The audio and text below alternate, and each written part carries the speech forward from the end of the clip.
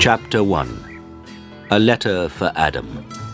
One day, a postman came to my village. The postman brought me a letter from my son, Saul. "Is your name Adam?" the postman asked. "Yes," I said. "I've got a letter for you." The postman read the envelope. "Adam of the village of Minta." "A letter for me? Who is it from?" I asked. The postman looked at the envelope again.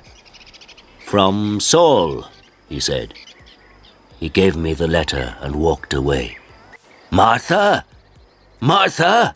I called to my wife. "Come here! We have a letter from our son Saul." Martha came out and looked at the letter. She was excited, but she was also worried. "A letter from Saul?" she said. "Is he alive and well?" "I'm going to find the school teacher. He can read the letter." There was no school 50 years ago, so I cannot read or write. I live in a small village. The only work is farming.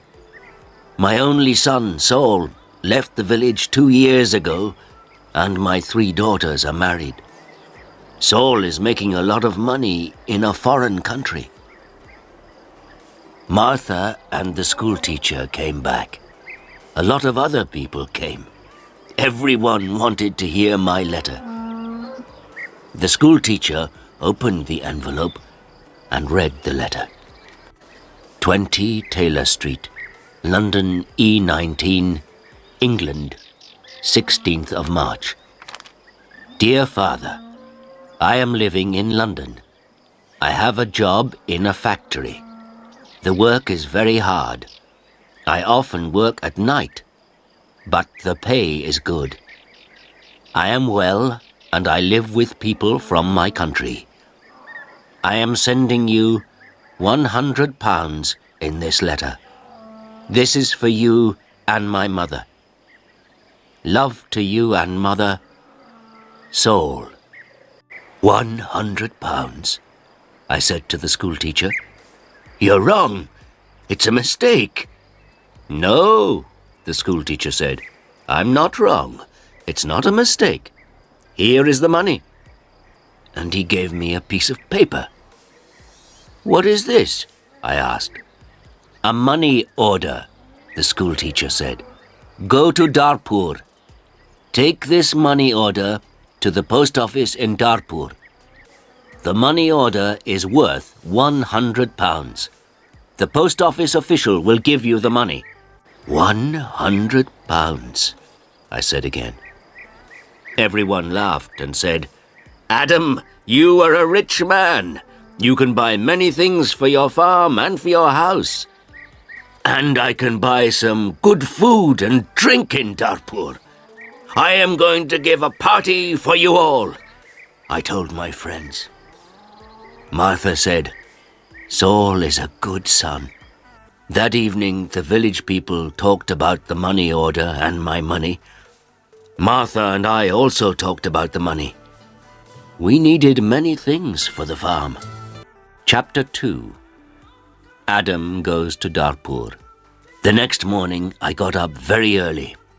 It was dark and everyone was asleep, but I was going to Darpur. I washed and dressed carefully. I put on my best clothes and I carried my best stick.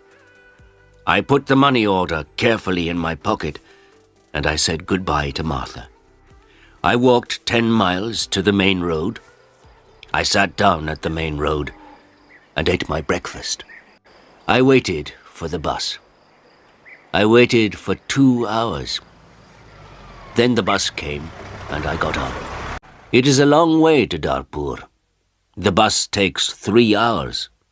I arrived in Darpur and walked to the post office immediately. I do not often go to Darpur. I only know the market and one shop. This is the shop of Rick. I buy things for my farm from Rick. There were a lot of people in the post office. I asked about money orders. A man showed me the queue. There was a long line of people.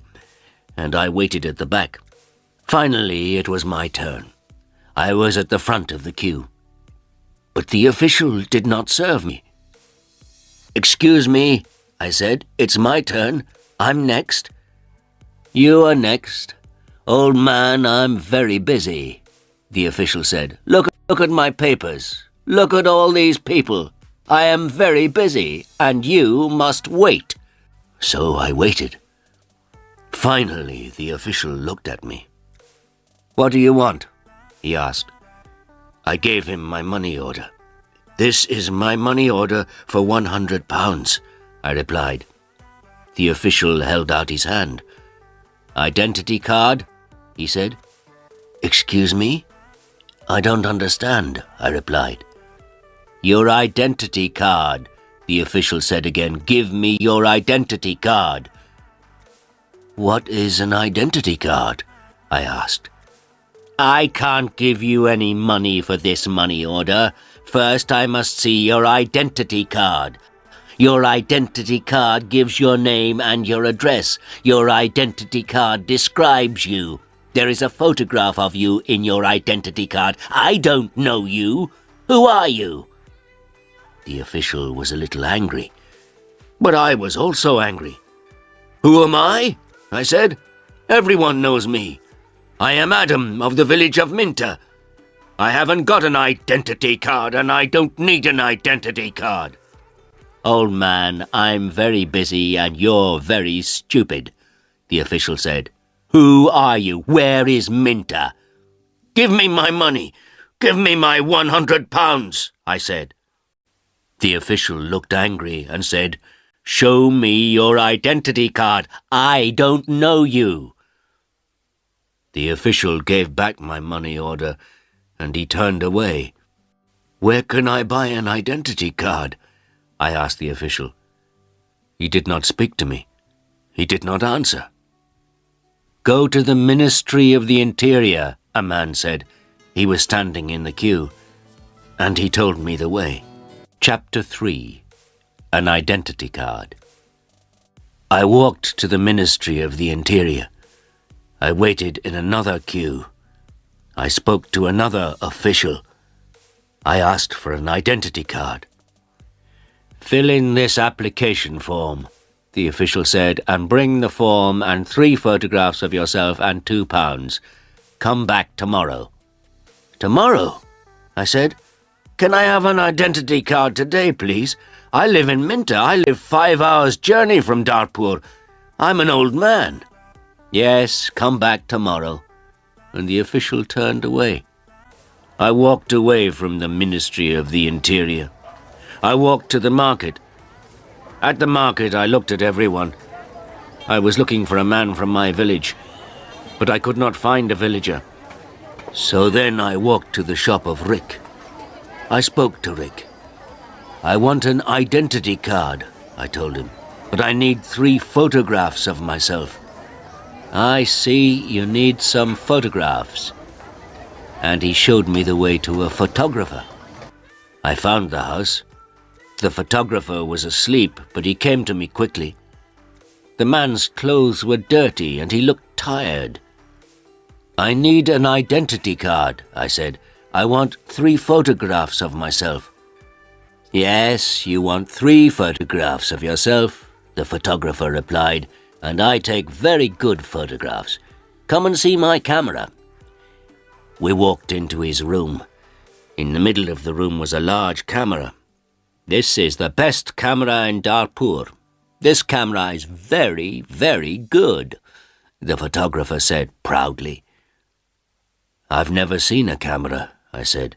"I don't know about cameras. Hurry up and take a photograph of me." "Please do not hurry me, old man," the photographer said. "I am an artist." And he gave me a mirror and a comb. "I don't want a mirror. I don't want a comb. Please take my photograph. I'm going to Minter this afternoon, and I'm in a hurry," I said. "Yes," he said, "but first the price. This is the best camera in Darpur, and I'm the best photographer. 3 photographs will cost you £2.50. £2.50? And I laughed. £2.50, and pay me now, please, the photographer answered. I did not know the price of photographs. What could I do? Then the photographer said, You're an old man. For you, the price is £2. So I gave him the money, and he took the photographs. Come back tomorrow morning, he said. I want my 3 photographs now, immediately, I said. Don't be stupid, the photographer said. Photographs take 24 hours. Come back tomorrow. What could I do? So I said, Yes, tomorrow morning. Good, said the photographer. Now go, I have a lot of work. I'm very busy. I went back to the bus station. I sat on the bus for 3 hours. I walked 10 miles back to my village. It was night time, and I was very tired. Martha and my friends were waiting for me. Where is the money? Martha asked. I have no money. I cannot change the money order. First I must have an identity card. And I told Martha everything. Tomorrow I am going to Dartpur again, I said. Then I did not talk again. I was very tired, and it was late at night. I lay on my bed, and I slept. Chapter 4. No Photographs. I woke up late the next morning. The sun was already high. I did not walk to the main road and catch a bus. All the buses go to Dartpur early in the morning. So I stayed at home on Wednesday. I was still very tired. I rested and talked to the villagers about the money order. I told them about the identity card and the photographer. The school teacher said, Yes, the official is correct. In a post office, you always show your identity card. The school teacher filled in my application form for an identity card. On Thursday, I travelled to Dartpur again. I walked to the main road, and I caught a bus. In Dartpur, I walked to the house of the photographer. I knocked on the door of the house. No one came to the door. I knocked again loudly with my stick. A woman opened the door. Who are you? What do you want? She asked. Can I have my photographs, please? I said. Your photographs? I have no photographs, the woman replied. I came here on Tuesday. Where is the photographer? I asked. He's out. He's not here. And the woman closed the door. I shouted at her. I'm waiting here for him. After a long time, the photographer came back. He looked tired, and he smelt of beer. Give me my photographs, I said. I have waited a long time for you. The photographer looked at me and said, I don't know you, old man. What photographs are you talking about? My 3 photographs for my identity card. I paid you £2 for them on Tuesday. Give me my photographs immediately or my money. Your photographs? Your money? What are you talking about? The photographer said. Show me the paper. Show me the receipt for your money. My receipt? I asked. Yes, where is your receipt? The photographer asked. You didn't give me a receipt, I shouted. Give me my photographs or my money immediately. And I hit the photographer hard with my stick. I am old, but I am still strong. The photographer fell on the ground. He shouted, Help! Help! This old man is killing me! And I hit him hard again. Lots of people ran out of their houses. I hit the photographer again, and 2 men held me. I could not get away from the 2 men. The photographer was very angry, and I was very angry. Lots of people were shouting. Then a policeman came. The photographer shouted to the policeman, This old man hit me 3 times with his stick. He's a thief and a murderer. He wants my money. The policeman held my arm and said, Come with me to the police station. I did not say anything. We walked to the police station. At the police station, the policeman asked me, "Did you hit that man 3 times?" "Yes," I said. "He didn't give me my photographs." "Show me your identity card," said the policeman. "I am Adam of Minter Village," I replied, "and I haven't got an identity card." "Old man," said the policeman, "go back to your village. Don't come here and fight. Keep out of Darpur." And he pushed me into the street. I went back to my village. I was tired and angry. Chapter 5. Adam changes his money order. Next day I told my story to all the villagers. The villagers were angry. Martha was very unhappy. She said, "Saul is working very hard. He is sending money and we can't have the money. What are we going to do?" I did not know. Then in the evening the school teacher came to my house again. "Adam, perhaps I can help you," the school teacher said. "Here is a letter to Mr. Sheth." "Mr. Sheth?" I said. "Who is he?" "He's an important man in Darpur, and he's a friend of my wife's cousin," replied the school teacher. "This letter is to Mr. Sheth. The letter is about your money order. Perhaps he can help you."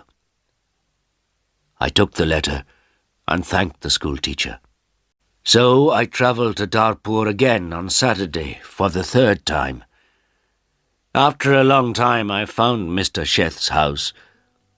The door was opened by a tall man. "Can I see Mr. Sheth?" I asked. "And who are you?" the tall man asked. "I have a letter for Mr. Sheth," I replied. "I see. Can I have the letter, please?" And the tall man held out his hand. "The letter is here," I said, and I took the letter out of my pocket. "But I must see Mr. Sheth." "Many people want to see Mr. Sheth," the tall man told me. "He is a very busy man and a very important man. Mr. Sheth is not here at the moment, but give me your letter and Mr. Sheth will read it later." I gave the tall man the letter. Then I waited. Later, a large black car came, and a man went into the house. A long time later, the tall man opened the door again. "Come in now, please, and follow me," he said. I followed the tall man. We went into a large room with fine carpets and big chairs. Another man was in the room. He was drinking. "This is Mr. Sheth," said the tall man. "I am Adam of Minter Village," I replied. "Yes, I know," said Mr. Sheth. "Thank you for the letter. I hope I can help you. I like to help people. Please, sit down." Mr. Sheth smiled. His clothes were new and smart. "Thank you," I said. "Can I see the money order, please?" Mr. Sheth asked. I took the money order out of my pocket. By now, the money order was dirty and looked very old. I gave it to Mr. Sheth. "This money order is for £100, I said. "My son sent it from a foreign country." He folded the money order and looked at it. "You can't change this money order," he said. "This money order is not worth £100. This money order is worth nothing." "Worth nothing? Worthless?" I asked. Then Mr. Sheth looked at the money order again. "Yes, worthless. Your son does not understand about money orders. This money order is not correct for our country," Mr. Sheth said. Then he looked at the money order again and said, "And this money order is also old. It is out of date." I said nothing. Mr. Sheth gave me the money order back. Then Mr. Sheth smiled and said, "I am very sorry. You are an old man. You came a long way from your village. What can I give you to eat and drink?" I was not hungry, but Mr. Sheth went out of the room. Then he brought me some coffee and some cakes. I drank my coffee. "Old man," said Mr. Sheth, "I like to help people. I am a rich man. Give me your money order." I gave my money order to Mr. Sheth. "Yes, this money order is worthless," he said again, "but I am going to help you. I am going to change this money order for you. I am going to give you some money." Mr. Sheth went out of the room. I felt very happy again. After a few minutes, the tall man came into the room. He gave me an envelope. "This is from Mr. Sheth. You can go now," the tall man said. I went out of the house. I walked along the road to the bus station. I opened the envelope and I took out my money. I counted the money. It was £10. I thought about my only son, Saul. My son, Saul, had sent me a money order for £100. Mr. Sheth had given me £10. I felt old, and I felt poor again.